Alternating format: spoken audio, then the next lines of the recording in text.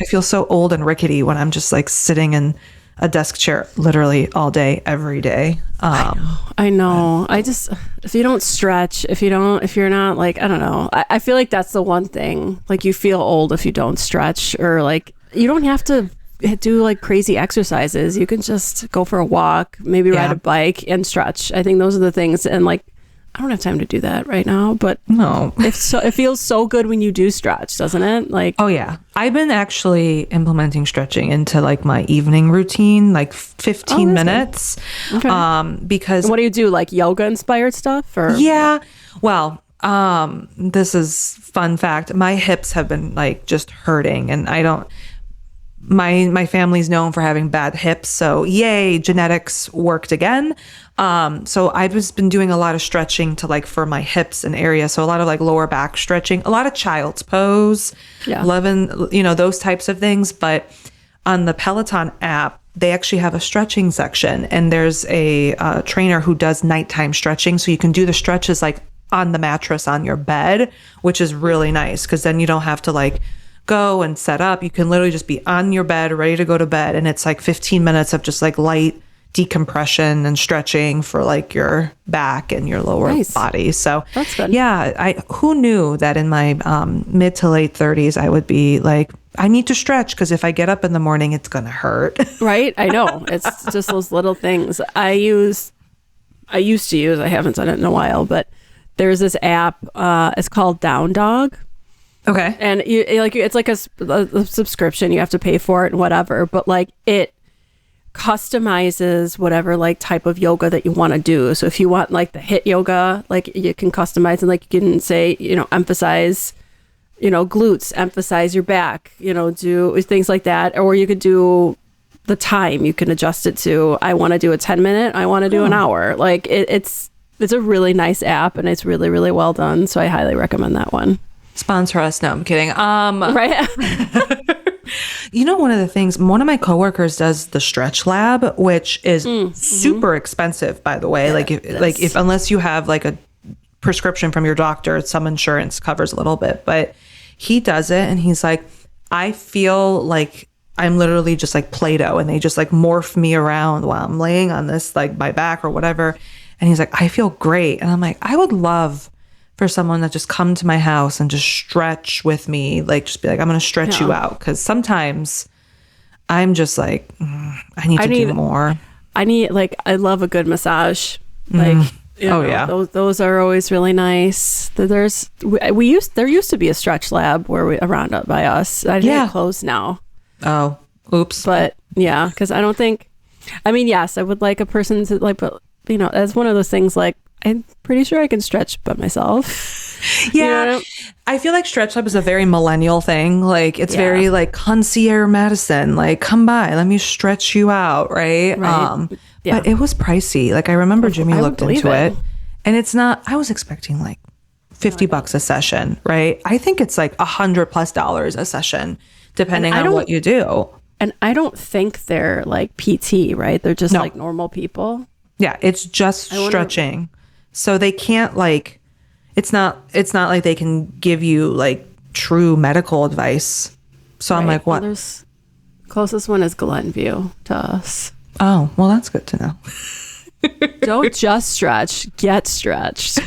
Great. Well, they got to sell you something. It's true. Okay. What I want to see. Okay, services, stretching. How much are we talking, guys? In this economy, how much are we talking about stretching? Right? You could do a maintenance stretch or a standard 50-minute stretch, but it's not giving me prices. Oh, they got smart. They got rid of their prices. You got to call them now to get a quote. Yeah, it looks like it because it's not telling me. God damn it! I know. Really? But that seems pretty fucking lazy. Okay. So I'm asking AI because the robots know everything. So the intro 50-minute session. So like your first one is $70. Monthly membership package generally start around $160 a month for 4 25-minute sessions.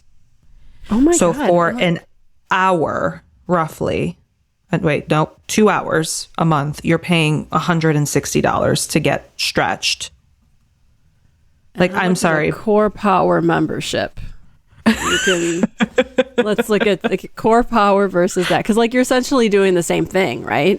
You get a week of unlimited free yoga if you go to Core Power for your first week, and after that, I think like as I used to go to Core Power, I want to say it's like what, $15-$20 for a drop-in. Probably, it's probably more now. It's probably closer to like 20-30, but yeah. Oh yeah, let me see. That's insane. But it says many locations do require specialized grip socks, which cost an additional $16. So not only are you going to get stretched, but you got to wear their special socks to get stretched out. That's ridiculous. That is ridiculous. Oh my God. This is my... They just know. They just know how much. Oh, did someone really post do. a photo of like their Black Friday special? Let's see. That's insane. Like, I'm sorry, but for 25 minutes to pay for 15 stretches, okay, a 15 pack of stretches is $629. No, absolutely not. 50-minute stretches for 15 of them is $1,200. No. Not in this economy. No. I'm like, you know what? Just like not ever. I don't think that's okay. The first article underneath the AI is "Don't waste your money on boutique stretching sessions."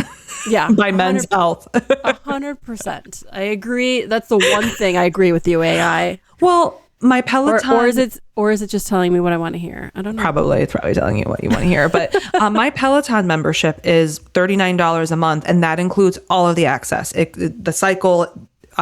There's running like stuff, there's yoga, there's stretching, there's everything that you could think of for all their products, and there's meditation, right? For $40 a month, that's a gym membership. Yeah, that's fine. I get everything. But here I'm literally just getting one item, which is just stretching for $70. Absolutely not. I want to feel like 150 fucking bucks when I walk out of there. Right. But I don't want to. Yeah. No, thank you. I'll do it on my own, even though like I'm not doing it on my own, but I'd rather do it on my own. But sometimes I do feel jealous, like when I'm watching like F1 and it's like between FP1, FP2, and you see them getting stretched out by their physio with like the bands and stuff. And sometimes I'm like, man, I wish I could have someone do that for me. But they're bajillionaires. Yeah. What do you mean? Like, Charles didn't just buy a new yacht. Oh my God. How much with $12 million, that yacht? Yeah. But isn't this his everyday yacht because the other one was too big, or vice versa? It's too big. It's too big. It's just it's too obnoxious to show up in Monaco with too large of a yacht. So I need I'm downsizing. I need a modest yacht. I don't think that you can use both of those words in a sentence. Modest and yacht do not belong in a sentence together. Oh, me and my wife are just christening this yacht with our dog. It's like, come on. They better have like 50 children because like, and they all got to be world champions because at this rate, Charles may be, it might be time. Yeah. Oh my God. Or Charles. Let's not get into that. We just completely shit on Stretch Lab. So sorry guys, but we don't think it's worth it. No, but we should probably get started. We have a lot. There was so much that happened to talk about.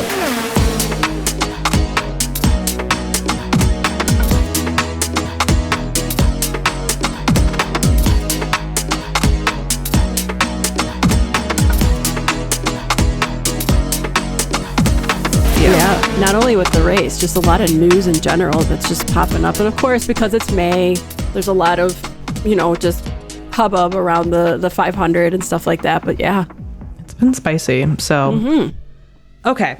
So before we get into Indy 500 stuff, there has been, I'm calling it push to pass gate 2.0 at this point.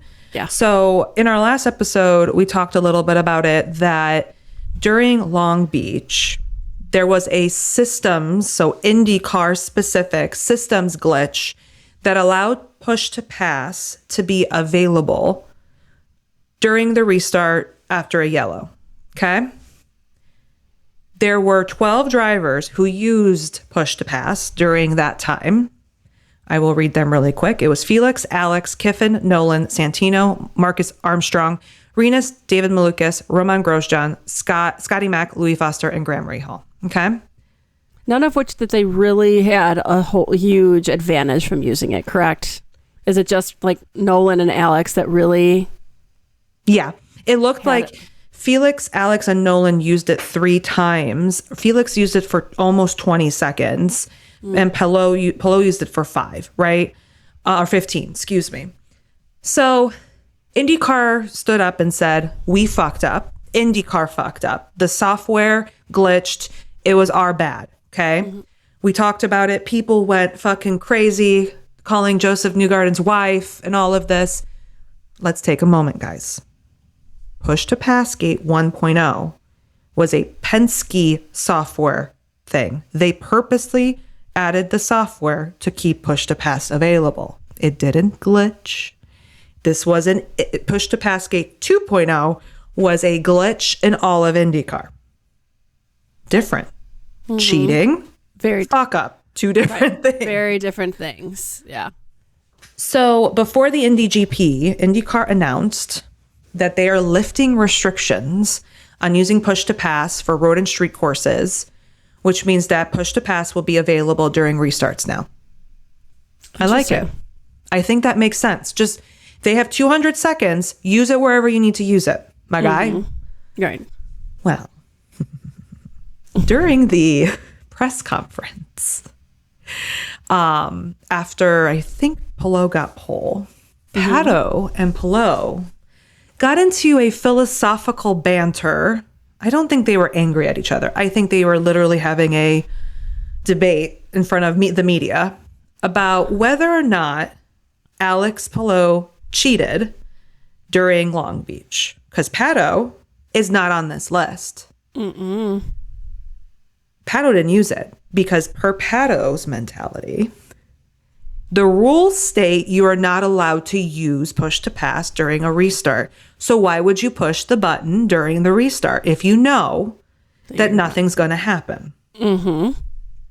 Alex goes, well, yeah, I push it every time. No matter what, even though I know it doesn't do anything.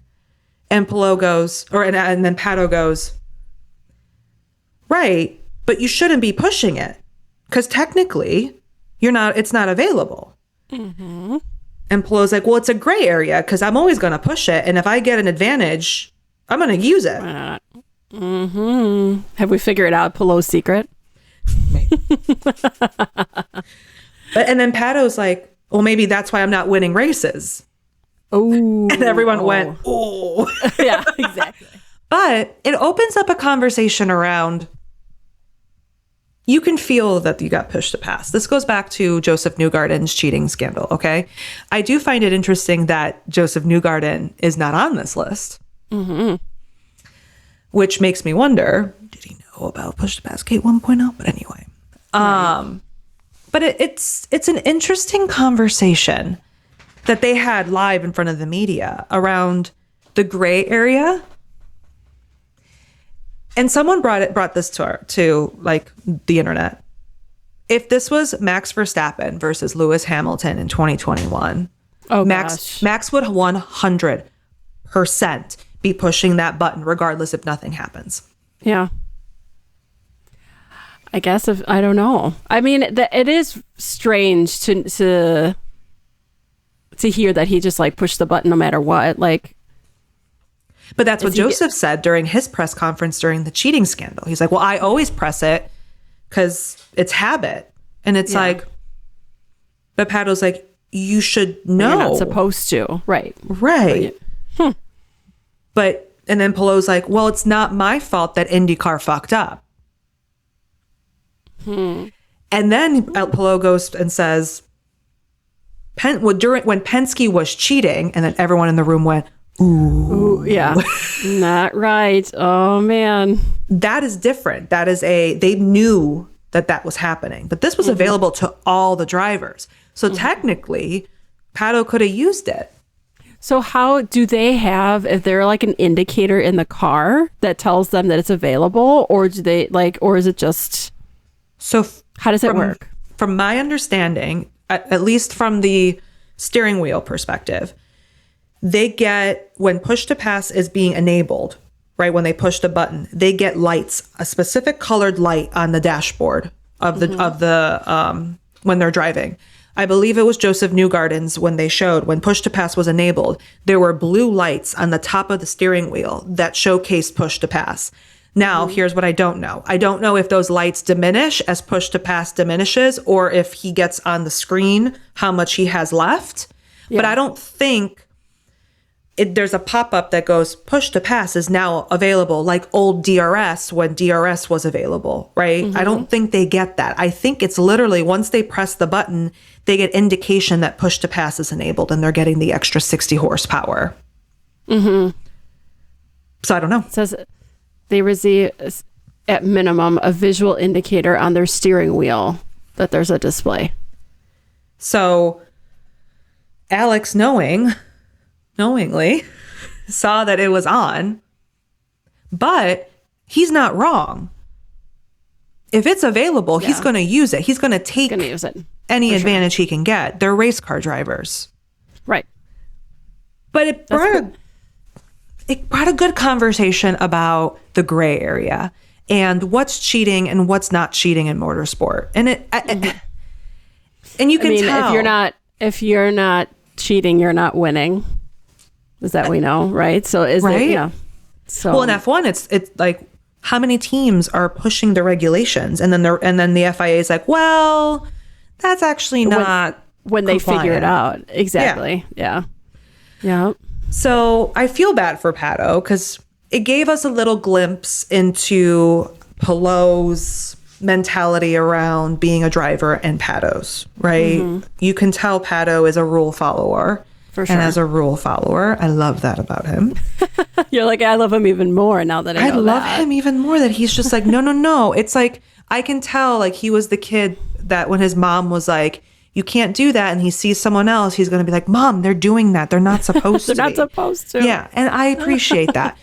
But Alex Palou used it 3 times for 15 seconds. IndyCar said that it wasn't going to affect the outcome of the race. But he won, and he used it the most. It's interesting. It's people are split. People are split down the middle about it. The press conference definitely opened up driver discourse around their thoughts about this. I think the overarching theme is IndyCar fucked up. And by realizing they fucked up, they got rid of this rule and they rewrote the rule now so that way there is no gray area. So that's good because I think, let's see. So IndyCar's updated its rules to ban the use of push to pass when it should be disabled. So even if the system fucks up now, so there's a glitch and you use it, you will be disqualified because technically it is illegal. So there's some sort of like lock or something like that they put on the system, or like how are they going to know that, right? So even if it's disabled. So let's use Long Beach as an example. So after the race, they look and they go, shit, push to pass was enabled when it wasn't supposed to be. They can see when the drivers used push to pass.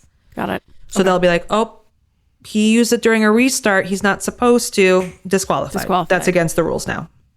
So in the new rules, only 14 cars would have finished. Yeah. Christian Lundgaard would have won the race because Alex was, first. Yeah. Right. This would have been the time for when like a Stingray Rob would have won a race. Stingray's not on here. I'm just saying. He's also a rule follower. I'm not surprised. Yep. Mick Schumacher's not on here. See? Oh, poor Mick. I know he's probably still confused about life right now. He's still trying to get used to everything. It's like, what's an IndyCar? Mick, we love you. I'm so sorry. We love you. We're just yanking your chain here. But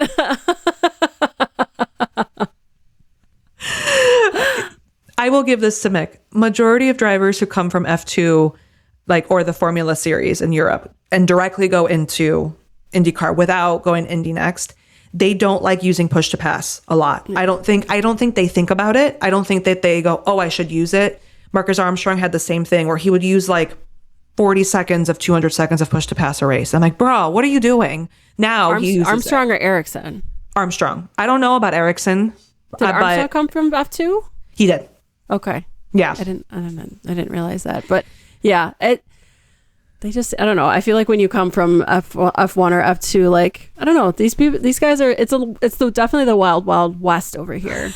Yeah. Right? Like, Colton's probably like, this is too structured over here. Right. Like, yeah. Why are there so many rules? Like, why is this not messier? So, well, we'll tangent for a second because Colton is always going to be an IndyCar driver regardless. During the Miami race, he was racing. That man was taking curbs like he was in fucking St. Pete. Right. And you can tell that car was like, please, sir, stop taking the curbs. Stop doing this to us. I know. Please, I'm hurting. But he was like racing and like he was making IndyCar moves. And these F2 drivers were like, oh, no. And I'm like on the TV, I'm like, yeah, Colton, show him what's up. Show him what's up. Right, and you just see like, I just like see these like F2 drivers that are like American, you know what I mean? Like you just hear Colton's radio being like, Colton, please cool the tires, Colton, you're driving too fast, slow down. And Colton, stop pushing the car, stop pushing. We did not say to push, we said to Pete. Colton. That's what I think is going on when Colton's driving. Is just like, Colton, Miata is 10.5 seconds behind. Please cool tires. Colton's like, no. And he's just like, no. Please, Colton. Please listen, please. The car cannot take it anymore. No. Please stop taking curbs. Our accents are so off. I don't even know where we went from there. Sorry to anybody who we offended during this segment, but from French to whatever. To French, German, I don't know where that was. Because we all know Colton does not have an American engineer in his. No, he probably does not. But yeah, you definitely started out sounding like Toto. And then I don't know what other. I don't know where it went. Nope. Okay. Let's come back. Let's come back to IndyCar. Yes. Okay. So, we'll talk a little bit about the 500. So there's a new qualifying format this weekend. Yes, because since we're not going to have a bump day, and we do have it's 33 cars right now. Yep. So, yeah. So how is it going to be structured now? I want to know how you feel about this. Okay. So Saturday is still like the all car day. Okay. Friday, as we all know, everyone will pick their position, whatever. Saturday, they show up and they're going to basically qualify for 16th through 33rd. So whatever you get, if you crash, you're last. Like that's it. There's no bump day, right? Okay. Instead of now 13 to 30, because bump day was always 31, 32, 33, 34, whatever. So Saturday, you're qualifying for position 16 through 33. So everyone's going to go. And then the top 15, okay, they show up on Sunday. Okay. This is where it gets weird. So positions 13th, 14th, and 15th are now going into the final 15 session. So they are basically, there's no more final 12 anymore. So the final 12 is no longer a thing. It's now the final 15 will now determine the qualifying round for 13th, 14th, 15th. I'm confused. Right? So yeah. This is where I'm like, okay. So 15 show, and then everyone, all 15 qualify again. Okay. Okay. So, and then basically positions 13th, 14th, and 15th are set. Okay, see where I'm coming? So then the top 12 will then go and qualify for positions 7 through 12. And then the top 6 go for pole. And then do 2, 3, 4, 5, 6. That's confusing a little bit. I'll use Pato for an example. So Pato shows up on Saturday and qualifies 10th. Okay. He shows up on Sunday, has to qualify again, and let's say he's 12th. Okay. Then 2 hours later, he's got to qualify again. Let's say he's 6th, and then he has to qualify again for pole. That sounds so exhausting. That is so exhausting. No thanks. That sucks for them. How do they feel about it? I want to, like, what are some drivers? Has they talked about it at all, or? Well, I think the stress of no bump day is everyone's feeling great. Like, you ask Jack Harvey, Connor Daly, Catherine Legg, Takuma, they're all like, they're guaranteed like, whatever to start, which is nice. Yeah. They're like, my sponsors are happy because no matter what I do on Saturday, I'm going to fucking be in the race. But if I'm Marcus Ericsson, let's use him as an example, right? He's never necessarily like been in the top 3, right? Like, and so let's say like you get 13th and you go to Sunday. They're going to have that like 2-lane qualifying where let's say he qualifies on Sunday and he's 13th again. He wants to get into the Fax 12. It creates this like extra tires, extra process, deleting times. And I don't know if people are excited to know who's going to be 15th. Yeah, right. That's not exciting to know. I feel like they should have done the tail end. I feel like bump day is like, it's a special moment. The tail end is like, oh, it's positions 31 through 34. One person's going home. That's what makes bump day exhausting emotionally and physically and sad and exciting, right? This just makes it, they're just trying to fill TV time. Let's be honest. Yeah, they're trying to give people some sort of a show. But that just seems like exhausting and needlessly complicated. But they're also, on Sunday, they're qualifying at like 6. The qualifying ends at 7 Eastern. And it starts at like, I think at like 2. Oh, wow. It's a later in the day. Yeah. So when you're thinking about track evolution and temperature, track temp and all of that, let's say you pull, I'm going 10th in the row, right? So that means I'm probably going to go at like 1 o'clock Eastern. Hot, sun's out. That temperature of the track is going to be different when you go out for the top 12 and you're going out at 5 p.m. Yeah. When half the track is under clouds and it's cooler. And like when you're qualifying, like that's when you're pushing the hardest that you can. And prone to mistakes, prone to crashes. Because the speedway, there's a reason why it's called a speedway. It's fucking fast. Like they're going top, like, what is it, 230 miles an hour, like legitimately. Like it's really scary. Yeah. And you're going to have exhausted drivers that have been qualifying and racing all day, pushing to the max. It sounds like a nightmare waiting to happen. Also, are teams getting an extra set of tires? Right. And we don't, I know it's not typically warm that weekend. It's going to be hot. It's supposed to be hot, right? Like, as I feel like our temperatures now are approaching 80, like for us this weekend.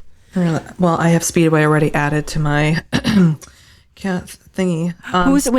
The what's it called? Who's the weatherman that we watched? Right. Oh, IndyCar weatherman. IndyCar weatherman. Yes, all right, let's check him because he's on the Twitter. He's on the Twitter, so I got an IndyCar weather. He was the most reliable that we found, right? Last year? Oh, 12 hours ago. Oh, he might not be posting about it yet because he's probably doing practice right now. So we won't know weather for qualies until Friday, but let's just look. Well, Friday, I'm looking up. Friday, it's only going to rain in the afternoon, but it's going to be 67. On Saturday's supposed to be like 80. Around here, at least. There's supposed to be rain from 5 to 8.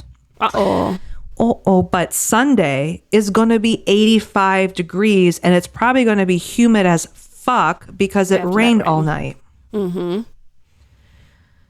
But then for the Indy 500 right now, at least, it's going to be 74 degrees. Sounds pleasant. Yeah, I hope it stays that way. It was cold last year. But think about the setup of your car, right? Mm-hmm. You want it on the cooler side if you can. You want it on the cool. So I always think about how Mercedes, like they do so well in hot weather temperatures, but then Williams does not, right? Like it's that same mentality, but it's going to be humid. And imagine that day is a long day. It's a 6-hour day on Saturday. Yeah. Ew. Yeah, that sounds terrible. Am I going to watch it? Fuck yeah. Right, but am I okay with it? No. Yeah. So we'll see. But then I didn't realize this, and I probably knew this, but I forgot. I didn't know that pole for the 500 gets $100,000. Oh, that's kind of nice. Robert Schwartzman got $100,000 and then disappeared. Yeah, right. Yeah, legitimately, I disappeared. Oh my God. Did you see the story I posted of Callum in like the wig and the mustache interviewing Louis Foster and Joseph Newgarden? I did see that. Is that what Callum is has Callum officially become like a disguise, like an he's like, I'm just journalist. Here, guys. I'm just here. Thanks IndyCar for paying me. Yeah, right. Is he just like traveling around with the team? Like, I'm sure, like, of course he would just hang out for an Indy for a month. Why not? Right. Well, he lives in Indy and he's got a lot of friends in IndyCar, right? Like him and Marcus Armstrong are really close. I'm assuming like Dennis Hauger and all of those folks, like Callum knows them from the Formula 2 days, right? Yeah. So I'm assuming there's a lot of contracts up next year. So I do wonder if he's sniffing around some garages and rubbing elbows, kind of like what Connor Daly's doing too, right? Like, yeah, I'm not surprised. They can't forget me if I'm in front of them every weekend. Right. So, but the other thing I wanted to mention, so on Sunday, there is going to be a world record attempt. There's going to be a monster truck driving around the speedway. And we're not going to be there to see it. I would love to. Wait, which monster truck? Is it going to be Gravedigger? If it's Gravedigger, I'm going to be so fucking mad. What if it's the whale? The whale? No, it's not a whale. Isn't it a shark? The Megalodon. The shark. Yep. Or is it El Toro Loco? Is it the other one? El Toro Loco. If you guys are wondering why we know this, it's because we go to Monster Jam. We went to Monster Jam a few years ago, and we were loving every second of it. Like, it was loud, and I'm pretty sure we were getting high on fumes. Oh, 100%. It was so much fun. There hasn't been a lot of information around whether or not they're going to promote it. I'm assuming there'll be a live stream on social, but like there hasn't been anything really about like what time it's going to happen. But apparently a monster truck is going to be setting a world record around the speedway on this weekend. That I mean, how fast could it go around the track? I don't imagine that it can't go that fast. Can a monster truck go? The official top speed record for a monster truck is 101.8 miles per hour, set by Joe Sylvester in Bad Habit in 2022 in Ohio. While typical completion trucks reach about 70 to 80, they are geared for acceleration and torque, not high speed. Shocker. Yeah. No shit, okay, right? So let's say... Let's just say 80 miles an hour. That's terrifying in that thing. Like 80 miles per hour. Like, and normally when you see them, because like they crash all over the place when they're flipping and stuff like that, that's mud that they're in, right? Like with the like dirt, whatever. Like, I can't imagine what's going to happen to them on track if they do flip or whatever. Like, do a flip. Right. So it should take them at the highest speed that they normally go. It should take them about 3 minutes to get around the speedway. Is this going to be televised? I don't know. There's been no info. I just keep seeing sponsored Instagram posts. I'm assuming they'll do a live stream on the socials, but I don't think Fox is going to show it. I doubt it. So I will be watching the socials all on Sunday, being like, when is the monster truck going to happen? Because imagine, oh my God, what if they do flips down like the starts finish straight? Right? That would, but like, I don't know. That just seems, I mean, I'm just like, that's so dangerous. But like, you know, it just doesn't seem smart. I mean, if they, maybe in the infield, like in the, you know, in the grass, sure, right? That maybe it's a little bit softer, but I'm just thinking about, and then I'm thinking, like, what's the maintenance on the actual track? What if it fucks up the track? Oh, they don't care. I'm sure they don't care, but like, isn't there some sort of Yeah, but those cars, remember how those cars would just fall apart? Like they're not made with it. Like they're made with hopes and dreams. Like it's not like metal. So, but think about it. The Oscar Mayer Wienermobile has a top speed of 110 miles per hour. It does? Oh, I guess it's an actual car and you see it on the highway. It's just not very aerodynamic, clearly. So well, they were going 15 miles an hour when we saw them. That wasn't a true race. Like, well, you do see them like driving down the highway, so they have to keep up with like normal traffic. So I'm assuming they can't go 60 miles in the speedway because the banking, even though it's not high, could you imagine like just weenie rolling down? This is true. I guess I didn't think about it that way. Yeah. But they go about the same speed. So, but you know what I want to see? I want to see a monster truck and a weenie mobile go at it. That's what I want to see. You know, there is a dirt track at IMS. They should just have a monster truck special. Right? Why not? Where? Well, dude, that track is ginormous. Like what? Mm-hmm. There's a golf course. It's between turns, the short chute into turn 3. How I know that? Don't ask. All right. Right. I feel like we didn't see like. No, we didn't go around that area. No, we didn't go around that far. And no, we were like. We stopped right at the snake pit, which is in between it's in between turns 3 and 4, but we did not go behind said snake pit. Yeah. Because we were tired after carb day. Too many weenies. There were so many people. There was too many people that day. There's too many. Well, I have thoughts about that, but that's for Doug Bowles, not for anyone else. So I hope it's Gravedigger. I really hope it is. I think that would be so much fun. Also, I think one of these days I want to see IndyCar drivers drive in monster trucks. I think that'd be so much fun. That would be fun. Connor Daly would definitely. Connor Daly, 100%. He can do it now. Yes. Willpower. Yeah. Come on. I think Pato would be fun. He'd have to go in El Toro Loco. 100%. Have to. Absolutely have to. Someone should make a petite, like a Pato El Toro Loco, like collab merch. How do we make that happen? Pato, if you're listening. Do any of the drivers have a Dalmatian? Because I know there was a Dalmatian. Wasn't there like a dog? There's a dog. There's a dog. Oh my God. I have to look at. And you know what? I was really impressed too. Like half of those drivers in the monster trucks are females. Yeah. They're ladies. And I was like, good for you that you're crazy drivers that you are. Well, if it makes you feel better, there is a Monster Jam channel on Roku TV if you want to just watch Monster Jam 24 fucking okay, so there's Bad to the Bone. That's a dog one.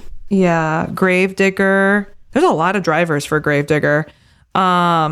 Sparkle Smash, which is a rainbow dog. I think that's new. That is Earth new. Shaker, which is like a truck. It's like a rock truck. Okay. El Toro Loco. Vendetta, which is like a West Coast Customs themed look. Megalodon, which is the shark. What's this one? We have completely gone off. Zombie. There's a zombie. Oh, the zombie one. I do remember there was like a lot of people that had that. Like there was like I think the cup was Gravedigger. The one that like lit up. Oh yeah, that was Raminator. I don't know. There's a dragon. Oh my God, there's so fucking many. There's a lot. There's a circus themed one. There's so many drivers. There is a dolphin. There's 2 dogs. There's a jester. Kraken. Holy fuck? Ooh, A school bus? An There's a school airplane? bus. Oh my gosh. I had An no alligator? I had Holy no shit. idea. I'm just scrolling. There's probably like 100 drivers on their website, and half of them are women. So fuck yeah. Fuck yeah. All right, let's wrangle ourselves back in. Talking about women. Oh, Excalibur. Nice.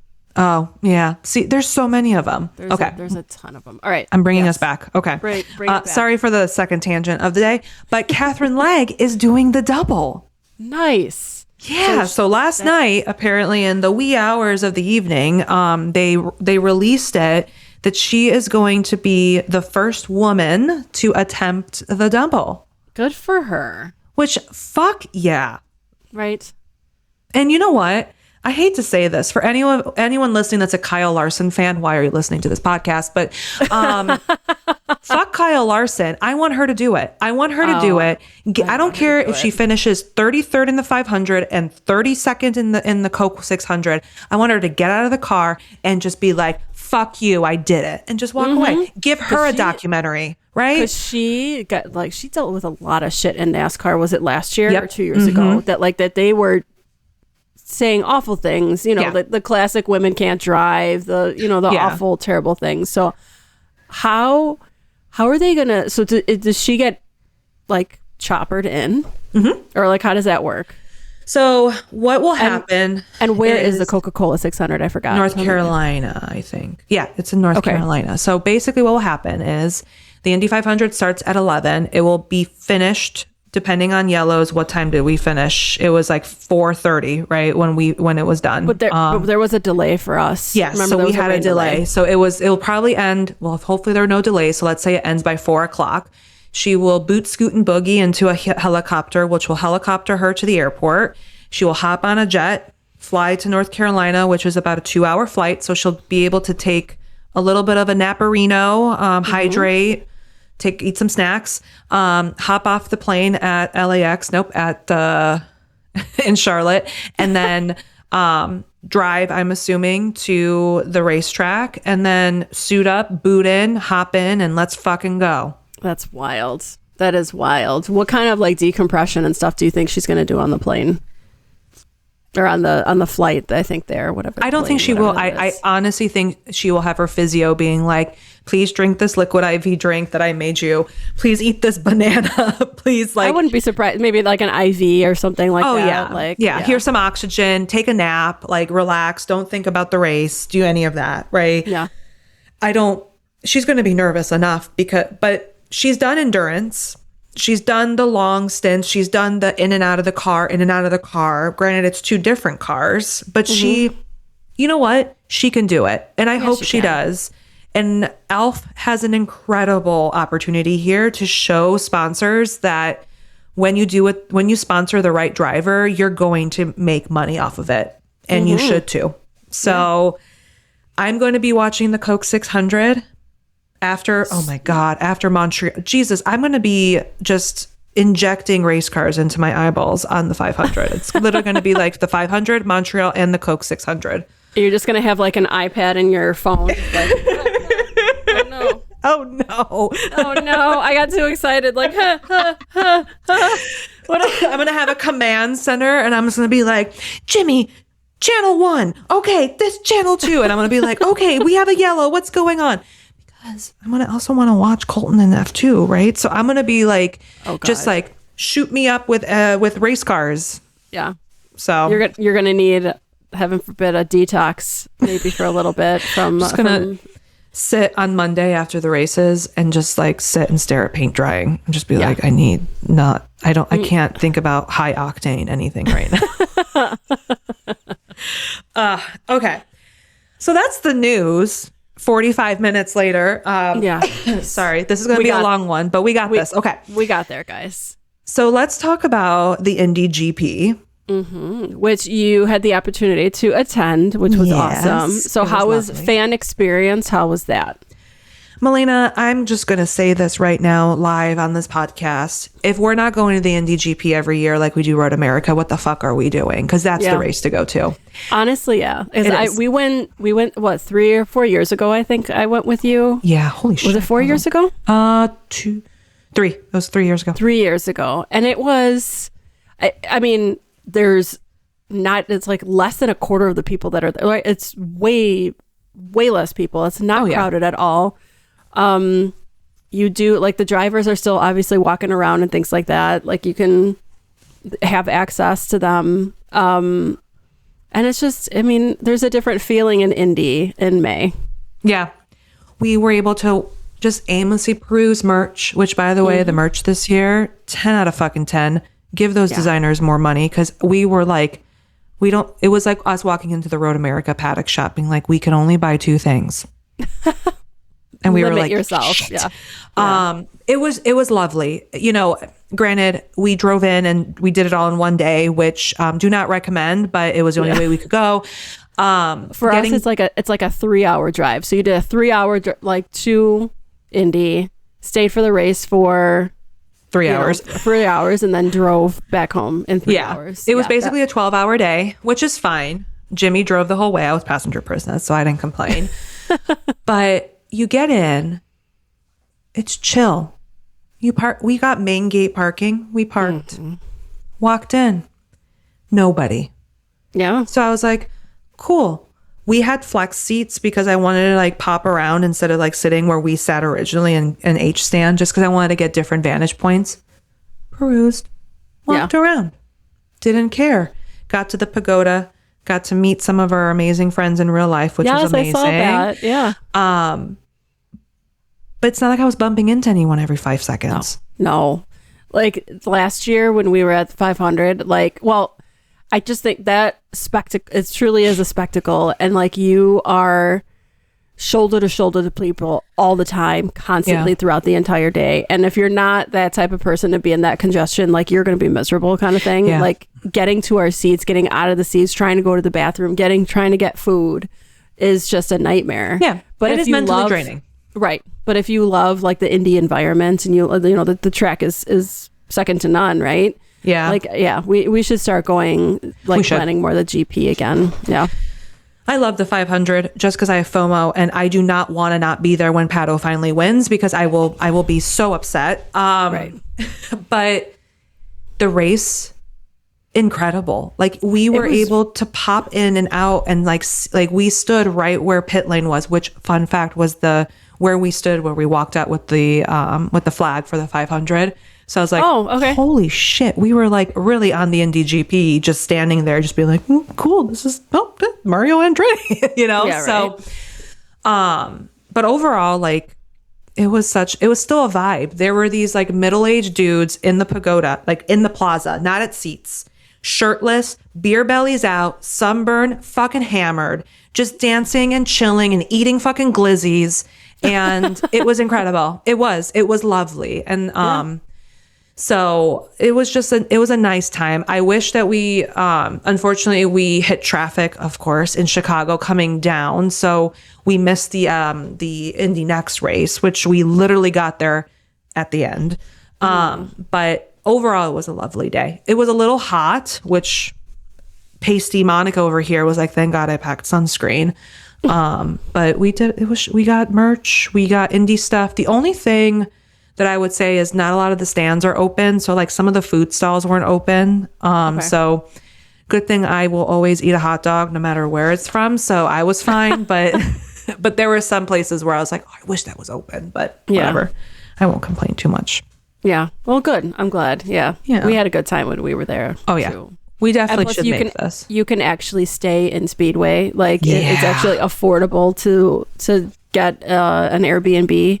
Yep. Which what we did last time too. But yeah, for the 500, like those prices skyrocket. And if I had a house mortgage, right? If I had a house in Speedway, I'd do the same thing. Oh, 100%. I would be like, listen, I'm gonna go stay with friends and family, and this house is officially $5,000 a night. Yeah. And a lot of people will book it, and people will Friday through Monday. So you're getting $20,000 in a weekend. Yeah. For some people, that's their mortgage for the year. Oh, for sure. So I understand that. But the race, I would say the best race so far of the season. Hands down. Very entertaining. It's very wild. Like I was every 5 seconds, I'm like, oh my God. Oh my God. Oh my God. And by the way, like the push to pass thing, I feel like they were blowing through it. And I'm sure you didn't notice it on TV. Like they were saying like, oh yeah, people are going, taking their minutes as soon as they could, like way too soon in the race. It was pretty funny. But I did feel bad for Felix Rosenqvist. He was flying. He was crashing. He was just sabotaging himself, hitting Pato. He just had a baby too, right? Wasn't the baby born like a week before that? Not even 3 days. 3 days before. He literally was like, "Oh, hey, baby, bye." Thank God now. Could you imagine if baby Stella was born like 3 days before the 500? I know. Yeah, good thing that she was. Sorry, babe. I'm gonna go. I'm gonna have to go. So maybe he was just a little sleepy, sleep deprived, new dad syndrome. But is there something about having a baby in May when you're an IndyCar driver? Because Rossi's baby just turned 1. I know. Like last week or something like that. Yeah. So I'm like, do they purposely plan so then they can actually be home when the baby is born? Okay, I'm gonna do. You know what I mean? Yeah, maybe. Because like Kelly was home the whole month of May, right? Now I want to see like Joseph Newgarden's children's. Like, do they put that on the? Because Scotty Mac's baby wasn't born in May, but she was born close to May. April, March, February, January, February. Jesus, Monica, let's do. So we have May, April, March, February, January, December, November. All I gotta say is these babies were made like literally right at the off season. I'm just right. It's I think Joseph's baby was born in December of 2022. Oh, okay. Not a May baby.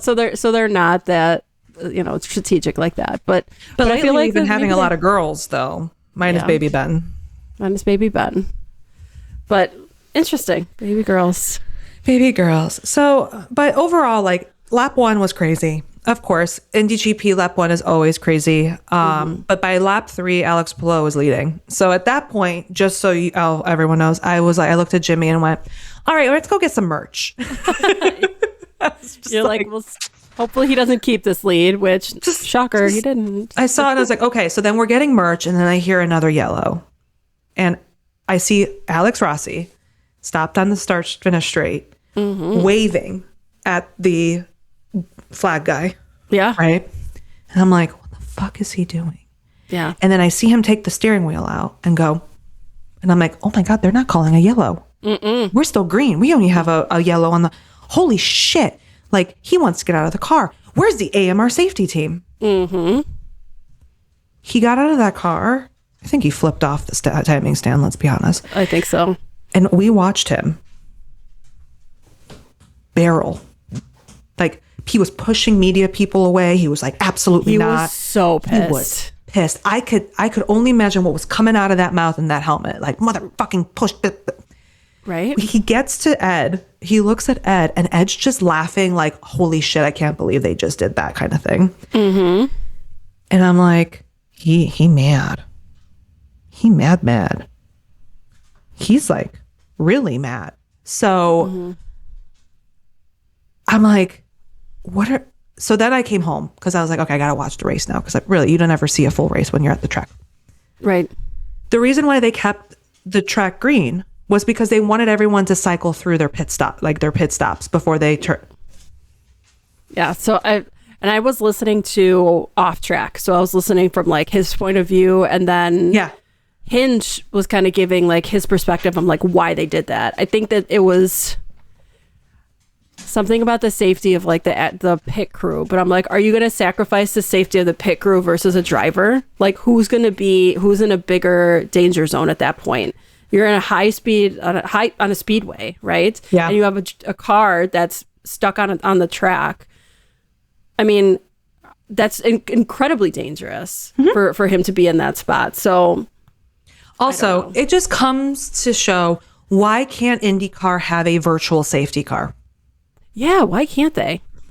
That would have been a perfect time to do a virtual safety car, bring everyone down 20, 30 miles per hour, whatever it is, right? Keep the pits open, see what happens. The moment Rossi took his steering wheel off and held it up, indicating he is exiting said vehicle, full safety car.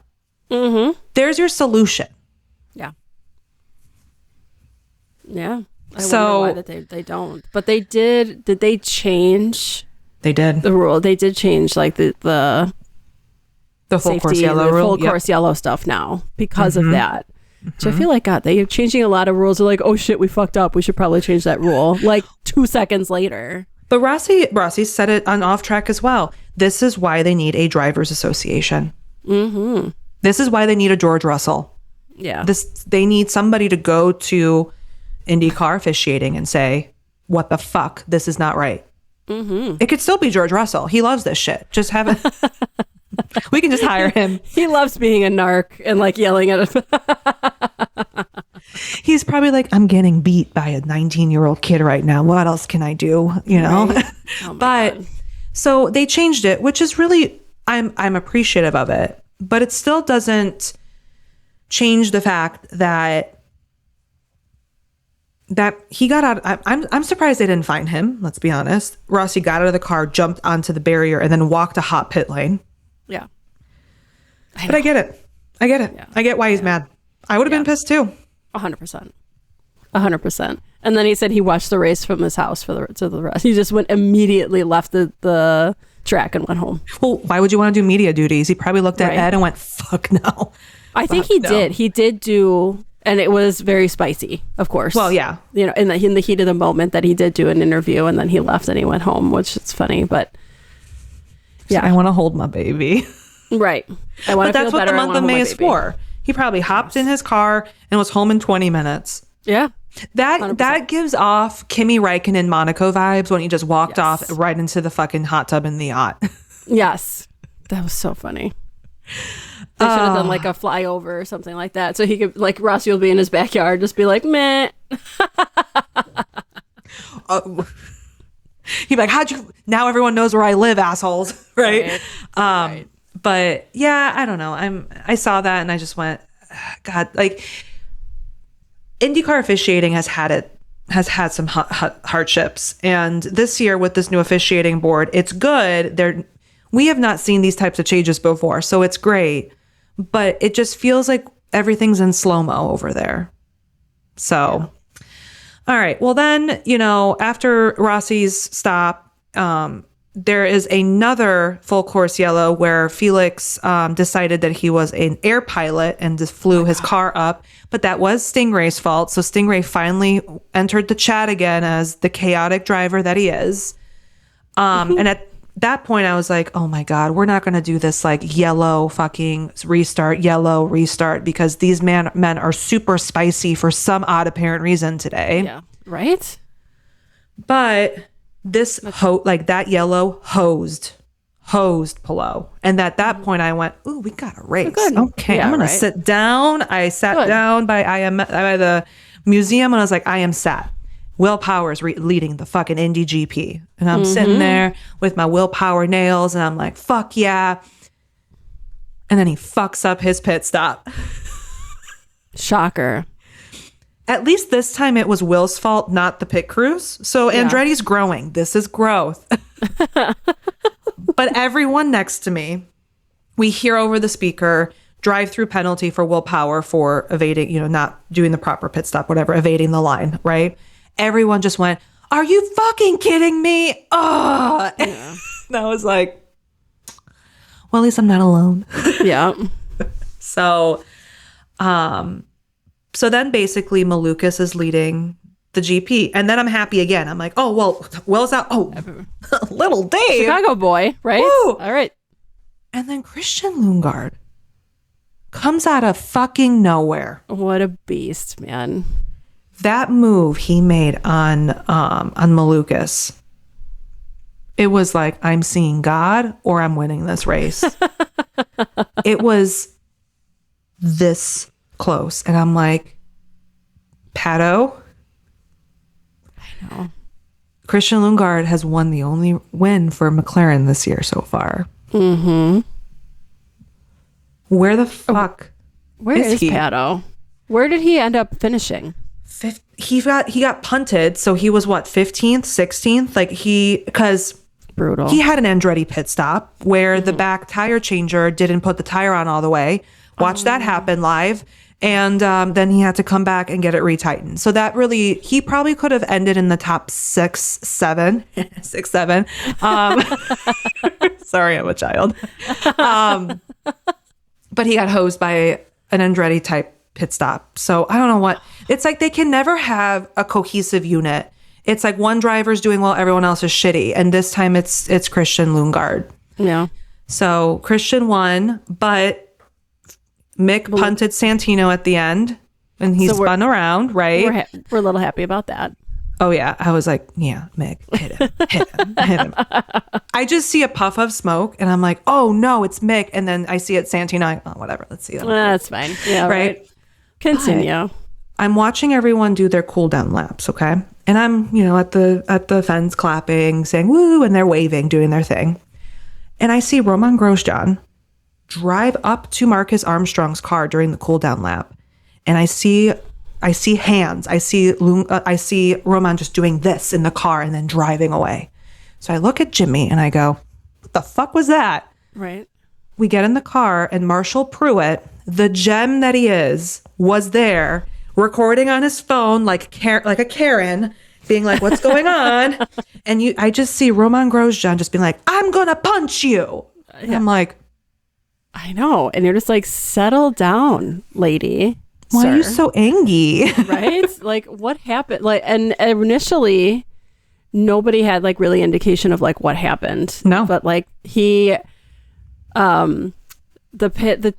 pit crew chief for Marcus was the one who was getting in front of him, and like it would have been an absolute brawl if the pit guys didn't get involved.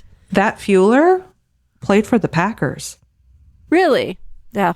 Well, he was a big dude, so. Listen, if he pushed Roman would have gotten pushed all the way back to Geneva, Switzerland. Like that, like and Marcus in an interview was like, "I'm just surprised he didn't come with any backup." I'm like, there ain't no backup at Coyne. What is he gonna do? Bring Dale? There ain't no backup.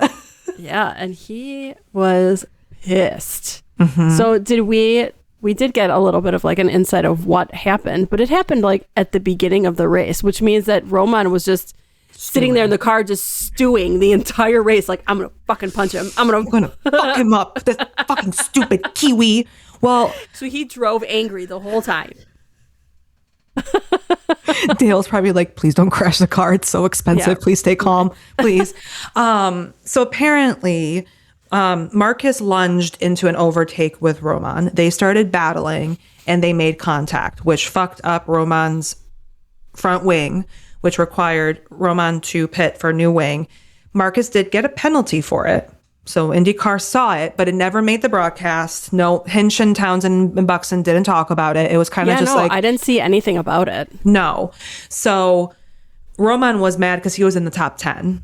Which I would be mad too. His rookie teammate is fucking spanking his veteran ass right now. Mm-hmm. And so he was just a little angry that it fucked up a top 10 for Coyne, which, as we know, top 10s for Coyne are literally gold. So he was just a little angry about this. But it was fun. I just was like, And Marcus Armstrong, like the New Zealand in him, he's just like, whatever. Come at me, bro. We're mates. We're friends. We'll be fine. Yeah. So but it's always fun to see a little spicy Frenchman. Of course. That's the Roman Grosjean that we all hate to love, right? Like, or love to hate, whatever it might be. So, but the race itself, great start to the month of May. I will just quickly shout it out here. We have Timmy Kuharczyk winning his first ever Indy Next race. Woohoo! That's awesome for Timmy. I was awesome to see that. You better and they said it did they say it like on the broadcast? This is our first Polish driver, the first winner. So it was fun to hear that. There were people with Polish flags. There were so many Eastern Europeans. And I'm like, oh my God, is baby Timek bringing Polish people to go, wait, we have a mini Kubica. We must watch IndyCar. So I'm like, 100%. Yes. He looked so happy. I got to see from afar, like in the garages, he was holding his trophy. And I'm just proud of him. And also we had a Fittipaldi winning the first race. So it was crazy to see like the next generation Fittipaldi on a, at a track that his grandfather, I think. Yeah, I think won at. So Indy Next was also very spicy. I did find it funny. So Juan Manuel Correa, he was at his Airbnb and the power went out in his Airbnb and he didn't know it overnight. And his phone died. So he slept through first practice. So he did not go out for practice at all because he overslept. So he he just showed up to qualies and was just like, yeah, I'm not going to practice. I'm just here to qualify. So that was crazy. So it was very fun to see. Oh my God. I cannot believe that there was a driver who overslept their alarm and only showed up to qualifications. So I can relate to that. I can definitely, that's a very relatable experience. But could you imagine, like, thank God it wasn't race day. Could you imagine like oversleeping your alarm and missing the race? So yeah, so basically long story short, don't oversleep your alarm, or actually charge your phone on an external charger. Always have juice in your phone. I don't know how people... Or battery pack or something like that. Okay. One thing before we go into Indy 500 quali predictions. Are you a person that like their phone's normally like good charge, like 50% or more? Or are you a person that's running on like 15% at all times? It makes me very anxious if I'm lower than 50%. Thank you. Yeah. Thank you. So you know what? That's probably why he overslept, because his phone wasn't fully charged to a good enough level. Okay. Well, yeah, if he's a Gen Zer, so yeah, they'll use it the last second. No, you need to charge it all the time. I have chargers at every single like part of my house, I feel like. So you always need to charge your phone. Love it. All right. So let's go. We have Indy 500 qualies this weekend. So we'll do our predictions on who do you think is going to be in the first row. So pole, second, and third. So Milena, What are you thinking? I'm pulling for, I don't know what, Newgarden. I think he's going to do well because I think he deserves to do well. I think he had a really shit year last year and he always does well. I want Christian Rasmussen to just tear shit up. Ooh, okay. Because I know he is getting the new title of the Oval King, right? Yes. Like Oval Prince. We'll put him at because Newgarden's the king. I think he's the king. Will be the prince. Yeah. Right. And I mean, I really want to see Pato do well. I don't want to jinx it, but like I'm still pulling for him to do really well. I know he wants it so bad. I know. Well, I think that Ryan Hunter-Reay is going to get pole, which I know is crazy to think, but he's in a McLaren. They look good. They don't look great right now, but they look good. I know they'll pull it out of the bag. But I think he'll have enough experience to put it on pole, which would be incredible. I have Connor Daly as second. I don't know. Those DRR cars look quick. So I'm going to say Connor Daly. And then third, I'm going to have David Malukas on the front row of the 500. Okay. All right. I didn't put Pato though on purpose. I'm done. I know. I think that out there. I know. I think you just don't want to jinx him and stuff. So. Nope. I know Not that I want to jinx Connor, David, or Ryan, but I'm just saying. Nope. That's your secret hope, though. I know he's in that. You just don't want to say it out loud. I said this before last year. I'll say it again. If I'm there when Pato wins the 500, bury me in that fucking seat because I'm going to be sobbing so much where people are going to be like, is she okay? I'm going to have a full on mentee no, she's not okay. No, I am not okay. I am completely sober, just bawling my eyes out at a little amazing man named Pato. I know. I don't know. I have this weird feeling that like the moment he wins, the entire like speedway is just going to start chanting Pato, and 400,000 people are going to like be heard from like downtown Indianapolis. It's going to be incredible. I believe it. I can't wait. All right. Well, if you've made it this far, thank you. We have gone on numerous tangents. What else is new? Come on. What else? That's just what we do. But thank you for listening. If you want to keep up with us on all things Lap It Like It's Hot, you can follow us on Spotify, Apple Music, and YouTube. Check us out on socials at Lap It Like It's Hot. I'll be posting some boots on the ground content over the next couple of weeks. But hey, it's officially the month of May. It is a grandstand sellout for the Indy 500. It is time. This is why we watch this sport. It's for this month. So stay tuned for more. Thanks, y'all. Awesome. Bye, guys. Bye.